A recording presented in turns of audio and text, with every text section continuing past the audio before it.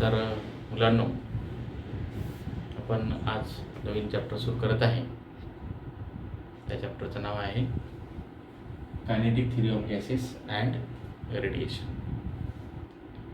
मागचा जो mechanical properties of fluid आहे त्याच्यातला अर्धा पार्ट जो आहे तो महाराष्ट्र गव्हर्नमेंटनं त्याच्यातला बराचसा पार्ट सिलेबसचा डिलीट केला.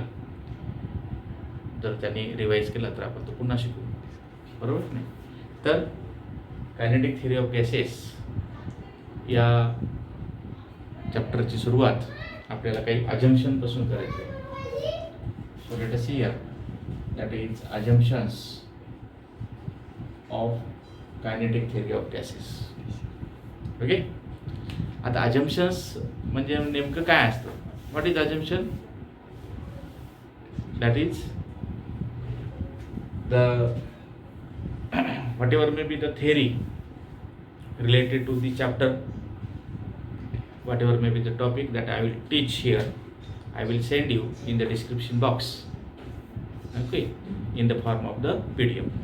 एका डिस्क्रिप्शन बॉक्समध्ये PDFच्या स्वरूपात मी तुम्हाला जेवढा आजचा टॉपिक शिकवलेला आहे तेवढं तुम्हाला PDFच्या स्वरूपात मी या ठिकाणी तुम्हाला सांगेन.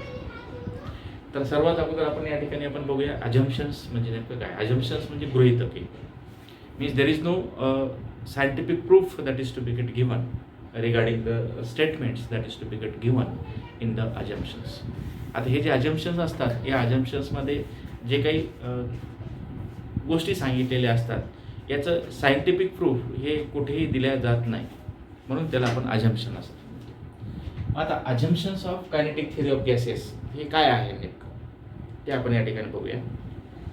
The first assumption, the gas consists of large number of tiny particles. Gas consists of large number of tiny particles. These tiny particles that are known as gas molecule. त्या tiny particle ला आपण या ठिकाणी काय म्हणतो? gas molecule असं आपण म्हणतो. Okay. All these gas molecules, they are randomly oriented in all possible direction. आता हे सर्वचे सर्व गॅस मॉलिक्युल्स हे रँडम ओरिएंटेशन असतं सर्व दिशेला. Okay, they are randomly oriented in all possible direction, बरोबर की नाही? Then third one here, whatever may be the velocity of each and every gas molecule that is change. प्रत्येक gas मॉलिक्यूलची velocity मात्र कशी आहे? वेगवेगळी आहे, बरोबर की नाही? Means average speed remains constant. That means whatever may be the average kinetic energy of the gas molecule, that is found to be constant. म्हणजे आपण या ठिकाणी काय सांगतो या ठिकाणी की the gas consists of large number of particles that are known as the gas molecules. All the gas molecules are randomly oriented in all possible directions. They are randomly oriented in all possible directions. During the random motion here, the velocity of each gas molecule that is changing place to place here. Then fourth one here, what we can write? Whatever may be the time of collision between the two gas molecules. म्हणजे काय? सर्व gas molecules randomly oriented होतात. Naturally ते एक gas molecule एकमेकांसोबत काय होतील? Collide होतील. One gas molecule that is to be collide with the another gas molecule. जसं असं एक इमॅजिन करा की एक कंटेनर आहे, त्या कंटेनरमध्ये असे छोटे छोटे फुगे ठेवलेले आहेत आणि फुगे एकमेकाला असे टक्कर घेत आहेत. तशाच प्रकारची अवस्था या अजम्पशन्समध्ये तुम्हाला इथे विचारात घ्यायची आहे. Velocity of each and every gas molecule that is changing place to place here.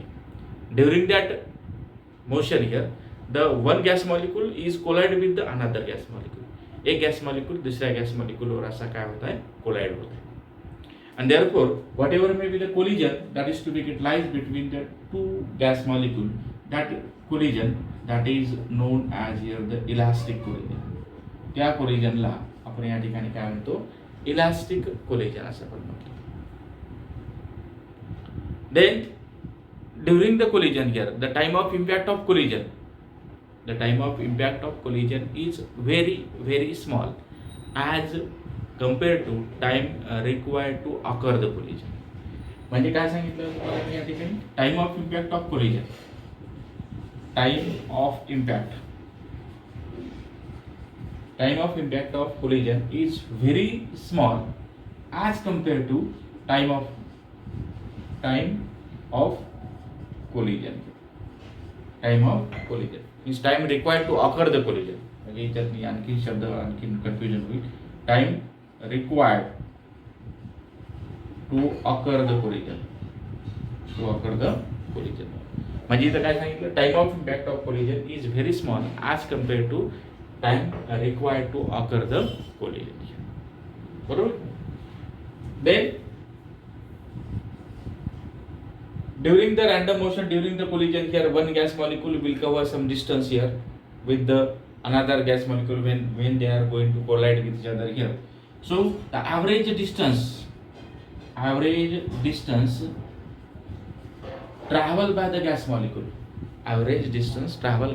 gas molecule between two successive collision is known as here the mean free path. त्याला आपण या ठिकाणी काय म्हणतो, मीन फ्री पाथ असं पण म्हणतो. Average distance travel by the gas molecule during each collision. समजा आता हे हा गॅस मॉलिक्यूल आहे असं मी या ठिकाणी गॅस मॉलिक्यूल दाखवतो. आता याच्यात मी या ठिकाणी कोलिजन करतो. या ठिकाणी हा गॅस मॉलिक्यूल इकडे गेला, याच्यासोबत कोलाइड झाला, नंतर इथून रिफ्लेक्ट झाला, इथून कोलाइड झाला, पुन्हा आणखीन इकडे गेला, पुन्हा इकडे गेला. तर हे जे डिस्टन्स असतं x1, x2, x3, x4, x5, these distance are nothing but here the free path. The average distance that is to be get covered by the gas molecule between two successive collision, that is known as here the mean free path. त्याला आपण या ठिकाणी काय म्हणतो, mean free path असं आपण त्या ठिकाणी संबोधतो.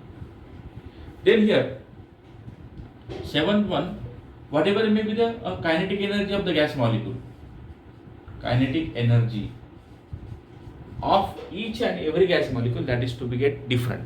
प्रत्येक गॅस मॉलिक्यूलची कायनेटिक एनर्जी वेगवेगळी आहे, परंतु ॲव्हरेज कायनेटिक एनर्जी सगळ्या गॅस मॉलिक्यूलची जर आपण या ठिकाणी जर कायनेटिक एनर्जीचा जर विचार केला तर ॲव्हरेज कायनेटिक एनर्जी सर्व गॅस मॉलिक्यूलची काय असतं, कॉन्स्टंट असतं.